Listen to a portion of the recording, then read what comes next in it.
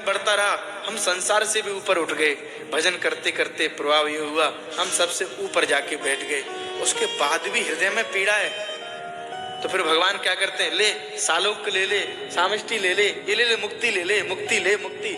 तुझे मुक्ति चाहिए? अच्छा तूने इतना भजन किया, इतना रुद्राभिषेक किया है, चल ले तेरे बेटा की नौकरी लग जाए। हम इतने में भगवान ने मेरी सुन ली। ले तेरे बेटी का ब्याह हो जाए, ले भगवान ने मेरी सुन ली। हम लोग इतना समझते हैं भजन में, पर कोई ऊंचा हुआ उठा हुआ कोई अमलात्म बिमलात्म ही होता है जो भजन करते करते ठाकुर जी कह रहे हैं ये ले ले, नहीं चाहिए, ये ले ले, नहीं चाहिए। अरे एक काम कर ले, कुछ लोग दे दूं तुझे, वैकुंठ दे। अरे ना, क्या करेंगे तेरे वैकुंठ को, आग लगे वैकुंठ में, वैकुंठ नहीं चाहिए। फिर क्या लेगा?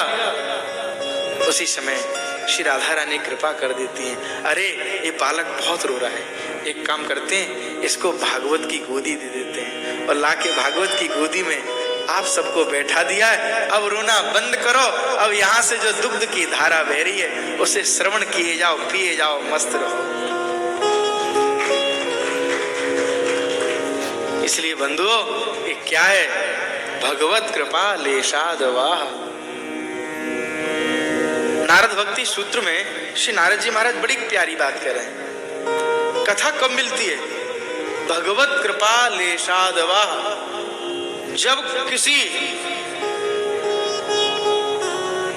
गुरु के चरणाश्रित हम लोग हो जाते हैं, जब किसी संत के चरणाश्रित हो जाते हैं, तो जब संत कृपा कर देता है तो भगवत कृपा लेशादवाह, तब जाके कथा सुलभ होती है।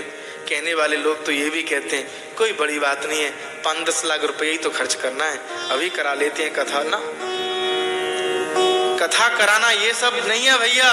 अरे संसार के सारे काम धन से कर सकते हो, बल से कर सकते हो, बुद्धि से कर सकते हो, स्वजन संबंधियों के बल से कर सकते हो। भागवत कथा ना तो स्वजन बल से हो पाएगी, ना आत्मबल से हो पाएगी, ना बुद्धि बल से हो पाएगी। किससे होगी? जब छतरी के ऊपर श्री राधा रानी की कृपा होगी। बिना राधा रानी की कृपा की कथा सुलभ नहीं हो सकती है। और जब राधा रानी कृपा कर देगी तो अपनी गोदी में लाके बैठा देगी। और वही प्रमाण है, आप सब कहाँ बैठे हो? राधा रानी की गोदी में ही तो बैठे हो। बरसाना क्या है? श्री जी की गोदी है। किसी से को कहाँ बैठे हो?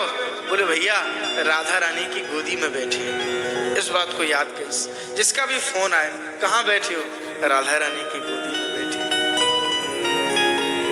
अच्छा किसके सामने बैठे हो? भागवत के सामने। भागवत क्या है? साक्षात श्री कृष्ण का विग्रह है। हम लोग समझें ये कोई पुस्तक है, किताब